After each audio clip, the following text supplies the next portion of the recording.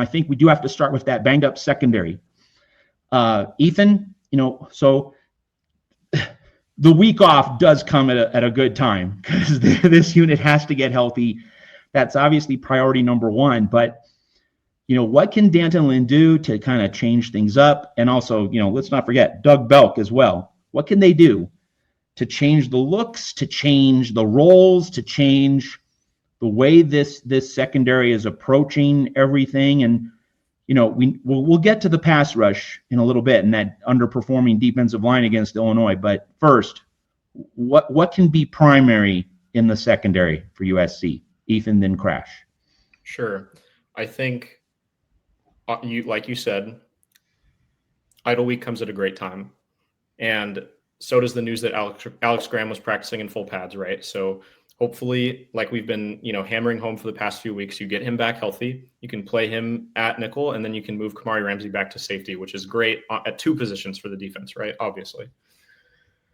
But I think this needs to be an opportunity that the coaches take, Doug Belk and Danton Lynn especially, but all of the defensive coaches, to figure out how to enforce some sort of accountability, some sort of discipline, because that's been the biggest issue is defensive discipline. Like even when, the defense is banged up and you have, and granted, it's a lot of freshmen out there, but it's not all freshmen. Like you have DJ Harvey, who's like a redshirt senior. Like he should know how to not give up a 30-yard play in the last 2 minutes of the game. Like that's an issue, right? It seems like these guys that they got out and got in the transfer portal should know a little bit more about how to play secondary. Like it's just, they look as bad as the freshmen. So that's like one of the big issues there.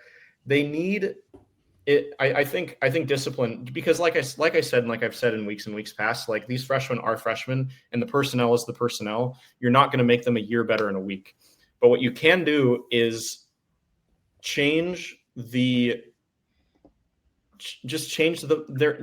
mental approach to the game. Like you need to obviously have a very serious conversation with the coaching staff and the players about not committing such silly penalties at such horrendous times. Like it's not hero football, especially with the defensive line until this past game being as good as it's been. Hopefully it was just an off game and hopefully we see them get back to being dominant. Not as confident in that anymore, but especially if that happens, like the secondary doesn't need to play hero football, and they shouldn't have needed to play hero football in this game either. They should have just needed to be able to stay on the wide receivers long enough for the defensive lineman to get home on Luke Altmaier, which again, we weren't aggressive, so that strategy didn't end up working out. I think what we were trying to do is play it like Purdue minus the aggression, we saw. Luke Altmaier is like a sort of a conservative, like he tries to go up the field bit by bit. And so we're going to limit the big plays, which we didn't do anyway. I mean, 60-yard touchdown on a little swing pass to a running back. But, we were trying to do this whole, we're going to limit the big plays and then Illinois is going to give up the ball 3 yards away from the red zone, from the end zone. And then that's going to be the way that we stop these drives, which again, they got lucky a couple of times, but that's not a strategy that's going to work.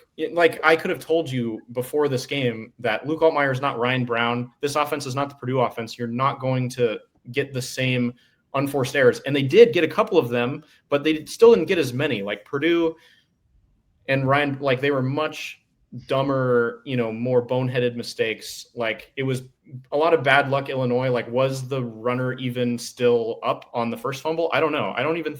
You can't even definitively see if he was. So I just think it's got to be discipline. You have to try and instill in these guys, especially because you have an extra week to do it. Like just stop with the silly boneheaded plays. Like Danton Lynn needs to step up. I don't know if it's more consequences for when they mess up. I don't know if it's, more, I don't know what it is, but that obviously is the big issue. And then it's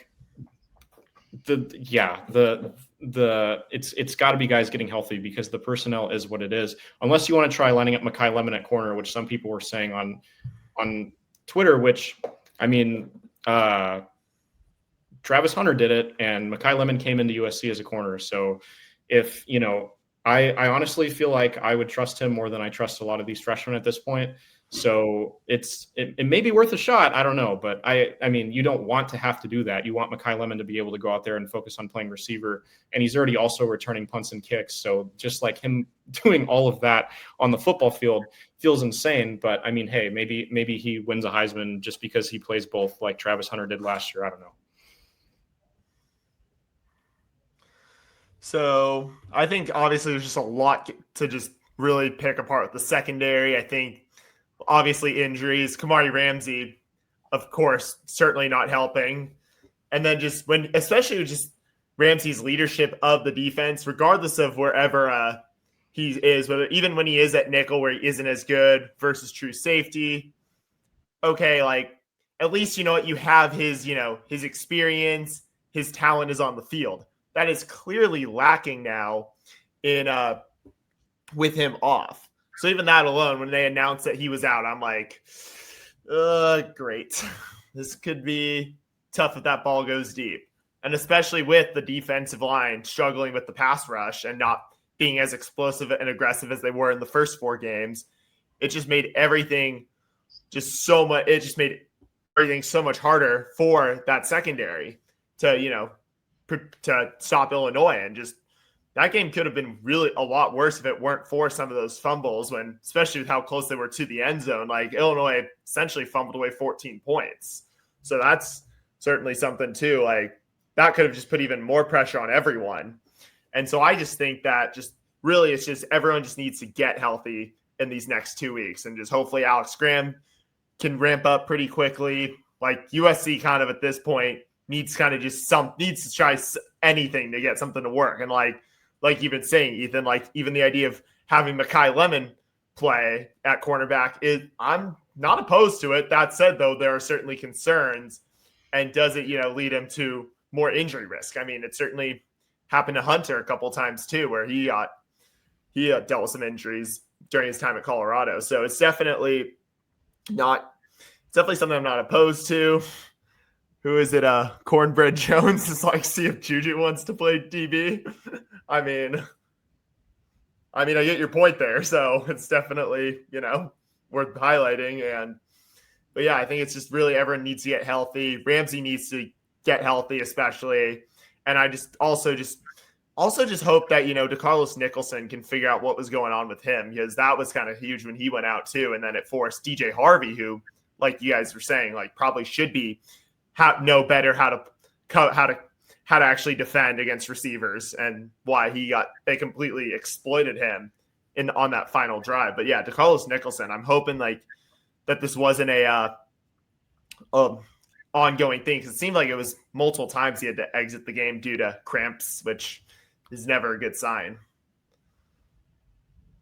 Interesting comment here from our loyal viewer, listener, Russ Campbell. Russ says the D-line was poor, but when 90% of the plays were handoffs or quick slants, they weren't given an opportunity to really get going. And we talked about this after Purdue. Purdue went with a quick pass game, and the USC corners just couldn't cover for the 2 seconds that were required. But like not every pass was like that. Not every pass was an instant release. But, Ethan, it does bring up the point that, given how much potential the USC offense has, and given that, if you're USC and you're Lincoln Riley, you want that offense to be on the field a lot. You want a lot of plays for your offense. Just isn't it time, at least in the short run, to go for broke a little bit more? That, okay, we might give up the 80-yard touchdown once in a while, but if it means that the offense gets like 7 more minutes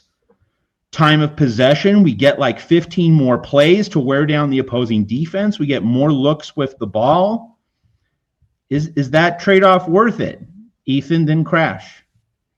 I think that's not a strategy you want to employ season long. Like it's not like a change you want to make at this point in the season. Like I think you, especially with hopefully some of these players coming back, you want to be able to run the defense that you intended on running all along.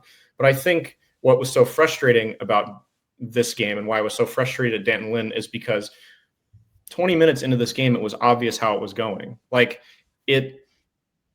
every time Illinois got the ball, you just assumed that they were going to score because, the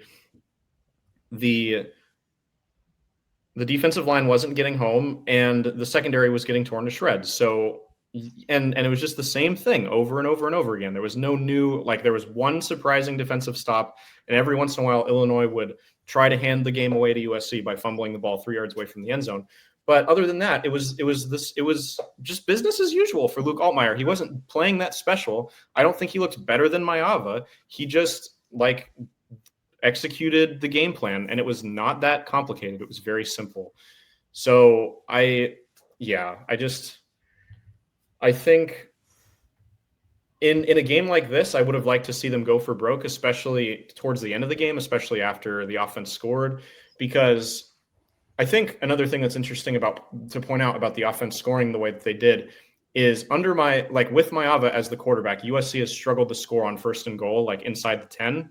And that was a big issue against UCLA last year. That was an issue against Purdue. The reason why they kicked so many field goals, it was all Ryan Sayuri kicking short field goals in against Purdue because they couldn't score inside the 10. So I think that could have been why part of the calculus. I mean, I didn't see Lincoln Riley say that. He was just more talking about how, you have to get the points. You have to guarantee that you get the points and whatever. But, that could have been part of the calculus. I don't know. But so anyways, regardless, again, there was just no adjustment. Sitting at home and watching it, I was just like, guys, at some point, you have to try something new. It's not even about, I don't know, like I said, it's not about making players a year better in 10 minutes. Just try something else. If what you're trying isn't working and the new thing that you tried doesn't work, great. They're working at the same efficiency. It's only going to be the same or better if the thing that you're trying is not working at all. So that was kind of where I was frustrated there. I mean, do I think that they need to completely change it? No, I think that, like I said, hopefully you get some guys healthy. Hopefully, you're not going to need to employ the strategy against Iowa, hopefully, because the Iowa offense is not great. Obviously, the strength of the Iowa team is the defense and always has been. But yeah, I just think if you run into another opponent like this, especially if it's like Oregon, who other than against Penn State, which has a very legitimate defense, has been just piling on the points all season long. You can't, if they're piling on the points again, and all of the games leading up to the Oregon game, they've been piling on the points, except for Penn State. And, the thing you're trying is not working and they're piling up the points anyway. Just start trying to make something happen. Start trying to make Dante Moore feel uncomfortable. You needed to do that in some way. So that was why I was so frustrated. And so mid-game, I think that's adjustment that they need to make. I wouldn't go so far as to say a holistic philosophy change, especially midway through the year. But yeah, it's in a game like this, you needed to make that change midway through the game. So I think it's definitely something that you can implement, especially in a situation like we saw where, let's say, where SC scores, gets ahead by 1 with under 2 minutes. Then I think it is smart to then implement that sort of go for broke strategy that you're suggesting, Matt. But as a full game strategy, I'm not sure that's wise, just because if that is what you're doing most of the time, your defense is going to be pretty easy to predict. Now, granted, I get why you do it, especially the weak secondary. It's definitely at least considering, and at least, like Ethan said, if what you're doing now isn't working, the worst thing is the new thing you try works just as well, which is it doesn't work. But still, I think it's just not I think it's good to try it at times. And definitely, I think I could get behind them, maybe introducing it on big plays, or especially late in the game, you do go for broke, because then especially if it does create, even if they do score, you get the ball back with roughly inside 2 minutes like that. You can get the ball back with roughly minute 30, minute 45, depending on where the clock's at.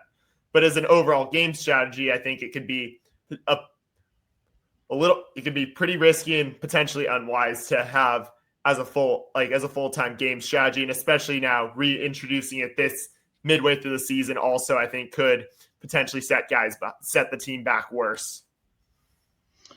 All right, so having talked about the secondary, we need to talk about the other side of the coin on the USC defense, and that is the pass rush. The pass rush, which failed to help out the secondary. So, Ethan, and then Crash, what do Danton Lynn and Eric Henderson need to do to get more out of this pass rush? Now, obviously, Ethan, you've talked about Danton Lynn. Hey, you got to push the button, right? You can't just sit back and let things passively happen to you negatively.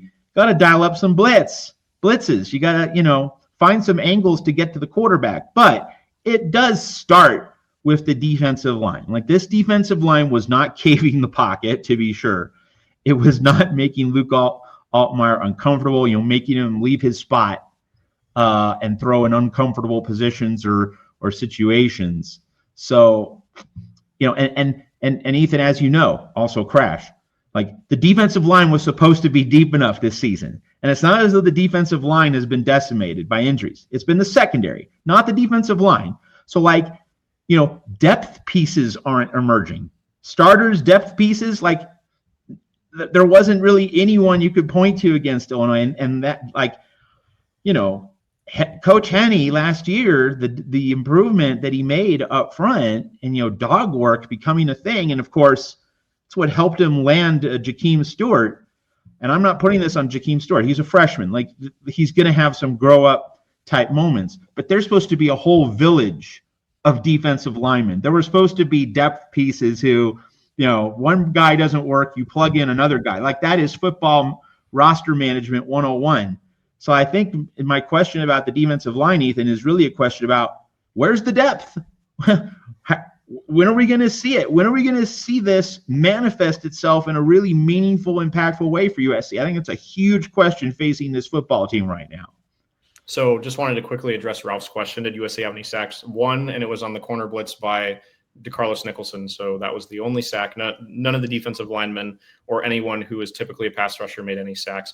And which added to my frustration. The one sack, one of the only good plays on the day by the defense was, we blitzed somebody that we don't normally blitz. How interesting. And Luke Altmaier just completely missed it. How interesting. Seems like we should have done that more. But anyways, just I think kind of going back to Matt, you and I's discussions at the beginning of the year about this defensive line, we, kind of became aware as the offseason went on that this defensive line had a lot of depth of talent and that people were really excited about it. And that really manifested in the first few games. But I think one thing that I was always concerned about, and they always brought up as a caveat, is that nobody on this defensive line is experienced. And I think that is honestly what showed up in this game. Illinois is the second most experienced offense in the entire Power Four other than Virginia. And so I think what you saw was even the experienced guys on this defense, like Keyshawn Silver, Jaw Jarrett, they don't have the box score is not impressive. Even in the years that they've played, they've seen limited action and had limited impact. So there's just no one on this defensive line that you can kind of turn to as a veteran leader, as the proven guy who's going to go get a sack when the team needs it most. There's no Aaron Donald on this defensive line is ultimately what the issue is, I feel like. And I remember hearing something on Twitter that, towards the end of the game, when the defense needed to make that stop and when the offense had, was still driving and was still going down to score a touchdown during a timeout, Cam Crawford went up to the offensive lineman and said, keep going, boys, keep doing it, we've got you. And I was like, first of all, where'd you get that confidence from? Because none of the rest of us had any confidence in the defense, but it just kind of illustrated Cam Crawford is probably the most proven defensive lineman on this team. And he's the one who's put together the largest body of work over 2 years that you would kind of see him as the go-to guy. And you could argue that it's maybe Braylon Shelby, one of those two guys. And so I think that's what really manifested is there's no Aaron Donald. There's no truly. And even the on the field leaders for this defense, by the way, not present because Kamari Ramsey is, sick, which I I am not going to blame Kamari Ramsey. I'm not going to be the guy who's like, oh, you shouldn't have gotten sick. Like, obviously, he didn't choose to get food poisoning, but it's still like it's a curious case because what did he that nobody else ate that all of a sudden he's got food poisoning? But anyways, he gets food poisoning, and then Eric Gentry, not his best game. He forces the fumble at the end, but other than that, I felt like it was one of his worst games of the season. So Ethan, I just got to interrupt you. yeah, Kamari Ramsey had one of those not very good milkshakes.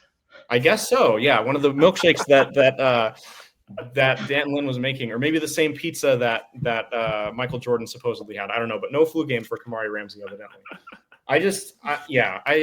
I think there was no leadership at all three levels. So they're on the field, and obviously the off the field defensive leadership is failing too because you have all these discipline issues and the play calling was bad. And so no one on the defense is stepping up and saying, I'm going to be the guy who leads these guys into battle. And when a play needs to be made, we're going to make that play.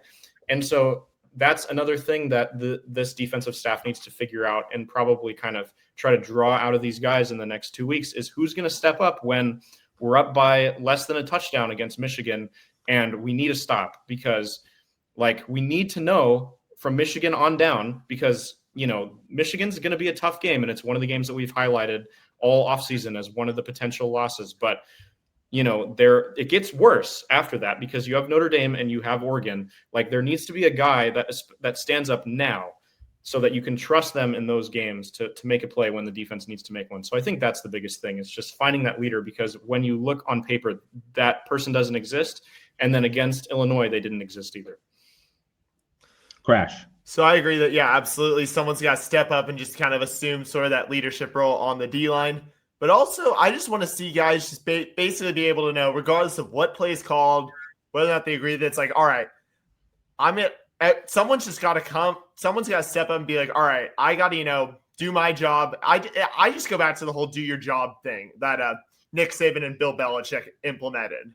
And I think that it's simple, but I think it just really just hammers what you have to do. It's just you got to do what you are put on the field to do, and you got to be able to trust everyone else. But that seems to be the issue right now. It's not everyone is doing that, which makes it then difficult. So someone's got it on this defense has got to step up immediately to all right, guys, we got to step up and we got to go get to that quarterback. We got to put pressure on him. We got to make them make a bad play, and that's just. And one person, regardless of who steps up as a leader on that D-line, you still can't do that job alone. You got to have everyone else there doing it with you. So I want to see everyone kind of I want to see someone step up and assume that leadership role. But I also want them to be able to encourage their teammates, be able to trust their teammates, and also find a way to for them all to be able to effectively get through and get the job done. That's really what I want to see out of this team going forward, especially when you're going to face tougher offenses, tougher O-lines, better quarterbacks, just better teams in general, where you're really going to have to step up, especially with this current state of the secondary, even once it's back to, a bit more strength than we've seen with Kamari Ramsey being back, Carlos Nicholson, hopefully also, being healthier too. And then Alex Graham also, being able to, get more play, see the field more too. So I think with all that, really, I just want to see them all just basically just come together and be like, all right, we got to figure out a way for us all to do this. First of all, trust each other and go for it and put pressure on them.